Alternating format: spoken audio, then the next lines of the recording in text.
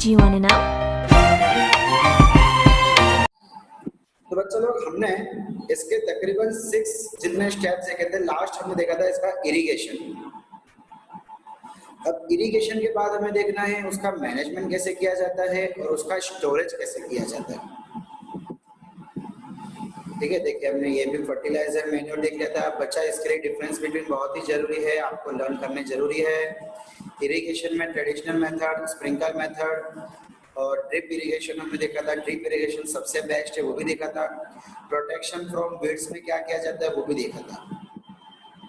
अब हमारा बाकी है हार्वेस्टिंग और उसके बाद स्टोरेज। देखो बच्चा, स्टार्ट कहाँ से किया था? सॉइल को प्रिपेयर करने से, bye turning of soil, loosening of soil. वहां के बाद हमने क्या किया था कि भाई सीड्स को डाला था, है ना, सोइंग। फिर उसके बाद हमने क्या किया था? मैन्योर एंड फर्टिलाइजर दिया, उसको पानी दिया, इरिगेशन किया। फिर जो कचरा था, जो वीड्स थे, अनवांटेड प्लांट्स थे, उसको हटा दिया, वीडिंग। अब आ जाते हैं फाइनली हार्वेस्टिंग पे। भाई हार्वेस्टिंग का मतलब क्या होता है कि जब हमारे क्रॉप कंप्लीटली उग चुके हैं तो उसे तोड़ना होता है। भाई उसको तोड़ के एक साइड में ढगला बनाया जाता है, उसको कुछ दिन तक रखा जाता है, फिर उसको बोरियों में बांध के बेचा जाता है। तो क्या करते हैं? Harvesting of a crop is an important task. The cutting of crop after it is mature is called harvesting. देखो, cutting of crop after it is mature, भाई मैच्योर मतलब जब वो कंप्लीटली उग जाता है, उस समय जब उसको काटा जाएगा तो हम बोलेंगे कि भाई वो हो गया harvesting. In harvesting crops are pulled out and cut close to the ground. एक सेकेंड ना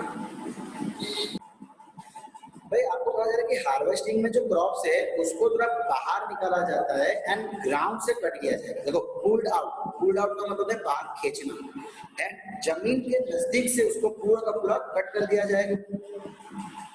It usually takes 3 to 4 months for a cereal crop to mature. अब जो सीरियल होते हैं, सीरियल का मतलब क्या होता है? ये जो सेम या चने ये सब हम खाते हैं, इसको उगने में कम से कम 3 से 4 महीने लगते हैं। Harvesting in our country is either done manually by stickle or by a machine called harvester. अब इंडिया के अंदर 2 तरीके से हार्वेस्टिंग की जाती है। या तो ये चक्कू जैसी चीज आती है जिसको हम कहते हैं सिकल, ठीक है, ये आप देख रहे हो, बहुत बार मूवी में देखा होगा, साउथ की मूवी में। या तो एक मशीन आती है हार्वेस्टर, उसके मदद से भी हम क्रॉप को तोड़ने का काम करते हैं। In the harvested crop the grain seeds need to be separated. भाई देखो, अब हमने क्रॉप को हार्वेस्ट कर दिया, जितने भी क्रॉप थे सबको हमने तोड़ दिया। ग्रेन सीड्स मतलब कि जो सीड्स हैं जिसको हम दोबारा अंदर डाल सकते हैं, उनको अलग किया जाता है। फ्रॉम द शाफ्ट का मतलब है कि भाई देखो, बहुत बड़ा ढगला है, भाई जैसे क्रॉप को काटा जाता है ना, उसका एक ढगला बना दिया जाता है, उस ढगले को कहते हैं हम। अब के अंदर से जो हमारे गेहूं है, जो हमारे काम की चीज है, उसको हम अलग निकाल देते हैं, और अलग निकालने की प्रोसेस को हम कहते हैं threshing. This is carried out with the help of machine called combine, which is in fact combined harvester or a thresher. भाई देखो, ये कंबाइन है, ये क्या करता है? तोड़ता भी जाता है, प्लस जो हमारे काम की चीज है उसको अलग भी करता जाता है। सो थ्रेशिंग करने की जो मशीन आती है उसको बोलते हैं या तो कंबाइंड हार्वेस्टर या तो थ्रेशर। कंबाइंड हार्वेस्टर का मतलब है कि वो तोड़ता भी जाएगा, अलग भी करता जाएगा, और या तो उसको थ्रेशर भी कहा जाता है। Farmers with small holdings of a land do the separation of grain and chaff by winnowing. भाई winnowing का मतलब है, पता है, वो छानते हैं। जैसे आपकी मम्मी घर पे गेहूं छानती होगी, आपने देखा होगा, जब मम्मी गेहूं साफ करती है तो एक प्लेट में उसको लेती है, उछालते हैं, फिर जो कचरा होता है उसको फूंक मारती है। तो फूंक मारने से क्या होता है कि जो हल्का कचरा होता है वो उड़ जाता है। विनोविंग का मतलब हवा से हल्के कचरे को उड़ा दे। तो भाई अगर मान लो कि छोटी जमीन है, बड़ी जमीन नहीं है, तो वो विनोविंग भी करते हैं। अब ये विनोविंग के लिए मशीन भी आती है, ये छोटी सी मशीन आती है जिसके अंदर सेम वही उछालने का काम और हवा फेंकने का काम किया जाता है। ठीक है बच्चा लोग, सो इतना था आपका हार्वेस्टिंग। भाई तो अब आखिरी स्टेप है स्टोरेज। भाई उसको हार्वेस्ट कर दिया, हार्वेस्ट करके उसमें से जो कचरा था वो भी निकाल दिया। अब सीधी सी बात है कि यार जैसे ही तोड़ते हैं तुरंत दिख तो ना जाएगा, तुरंत कोई मार्केट में चला थोड़ा ना जाएगा, उसको थोड़ा तो टाइम लगेगा मार्केट में जाते जाते। सो जितना टाइम लग रहा है उस समय तक हम क्या करते हैं, उसको एक अच्छी जगह पे सेव स्टोर करके रखते हैं। तो भाई स्टोरेज ऑफ अ प्रोड्यूस, देखो स्टोरेज ऑफ प्रोड्यूस, प्रोड्यूस का मतलब है जो क्रॉप बने, is an important task. If the crop grains are to be kept for longer time, they should be safe from moisture, insect, rats and microorganisms. भाई अगर उन्हें लंबे समय तक बचा के रखना है तो मॉइस्चर मतलब वातावरण, भेज ना आ जावे, कीड़े मकोड़े चूहों से, माइक्रो ऑर्गेनिज्म ना खा जावे, इन सबसे उसको बचाना पड़ेगा। The fresh crop has more moisture, देखो भाई अगर क्रॉप अभी अभी तोड़े गए हैं, फ्रेश है, तो उसके अंदर मॉइस्चर ज्यादा होता है। If freshly harvested seeds are stored without drying, they may get spoiled or affected by the organisms, losing their germination capacity. अब देखो यहाँ पे क्या कहा जा रहा है कि भाई अगर हम जो सीड्स निकालते हैं, भाई देखो हमने सीड डाले, सीड क्रॉप बन गया, उस क्रॉप को हमने निकाला, उसमें से वापस थोड़े बहुत तो जमीन में डाल दिए जाते हैं, उसमें से जो बीज वापस मिलेंगे जो दोबारा उसको फिर से जमीन में डालेंगे। अब हमने देखा था कि जो बीज होते हैं वो बीच में से टूट जाते हैं और उसके अंदर से प्लांट निकलते हैं, जिसको हम कहते हैं जर्मिनेशन। तो भाई अगर जर्मिनेशन करवाना है तो उसकी हालत अच्छी होनी चाहिए। अब हालत अच्छी कब रहेगी, जब वो खराब ना हो, स्पॉइल्ड का मतलब खराब होना, या तो फिर माइक्रो ऑर्गेनिज्म उसको खाना जावे।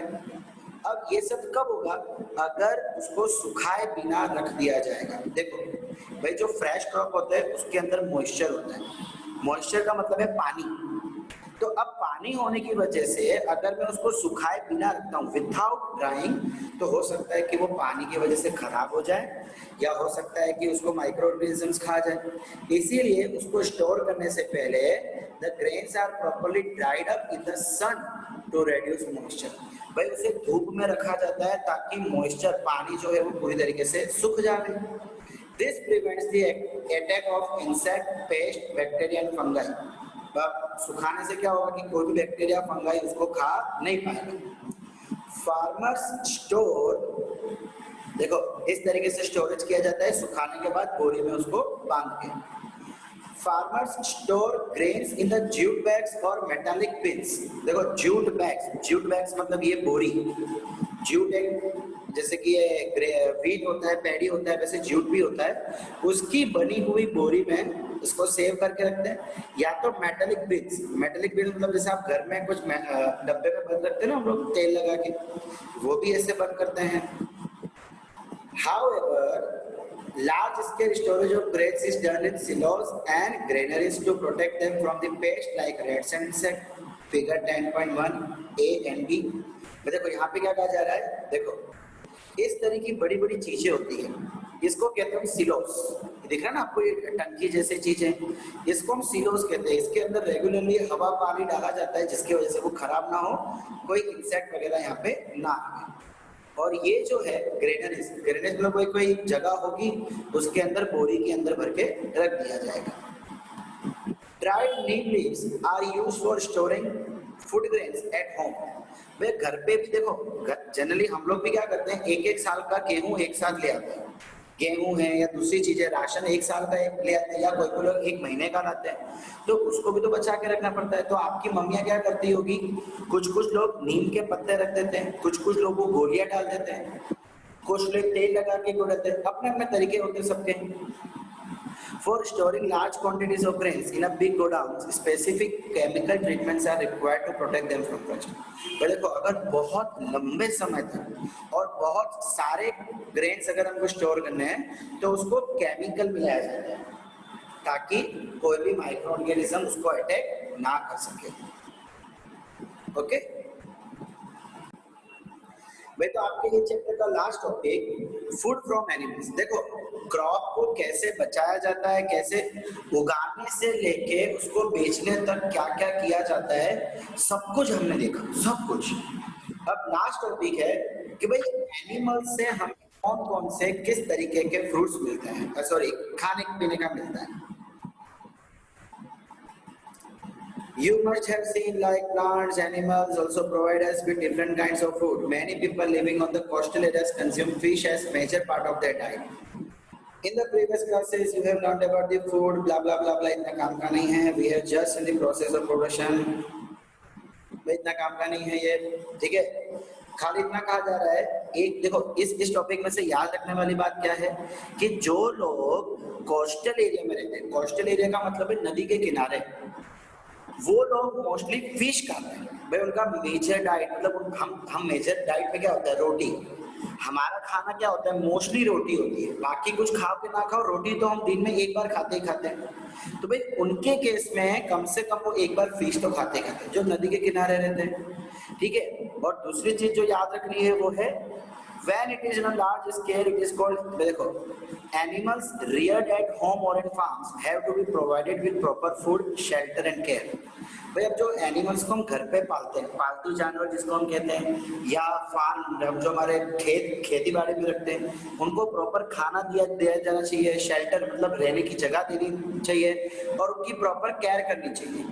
जब ये प्रोसेस खाना देना, शेल्टर देना, केयर करना, ये प्रोसेस जब लंबे स्केल पे होती है तो उसको हम कहते हैं एनिमल हस्बेंड्री. मतलब आप बोल सकते हैं जू के अंदर कितने सारे एनिमल होते हैं, उन सभी को प्रॉपर खाना चाहिए, प्रॉपर रहने की जगह चाहिए, प्रॉपर केयर चाहिए. तो उस समय हम बोलेंगे कि वो एक एनिमल हस्बेंड्री है जहाँ पे बहुत सारे एनिमल्स को रखा जाता है, उनकी केयर की जाती है, ठीक है भाई. तो बस यहाँ पे आपका चैप्टर फिनिश होता है. खाली के लास्ट पॉइंट देख लेते हैं. Fish is good for health. We get cod liver oil from fish which is rich in vitamin D. भाई कॉड लिवर ऑयल, आप जो घर में गेहूं है उनको ऑयल लगाते हैं ना, सरसों का तेल जिसे हम कहते हैं, that is kind of cod liver, और वो फिश में से मिलता है और उसके अंदर विटामिन डी बहुत होता है. ओके, तो चलो यहाँ पे होता है हमारा पूरा चैप्टर फिनिश.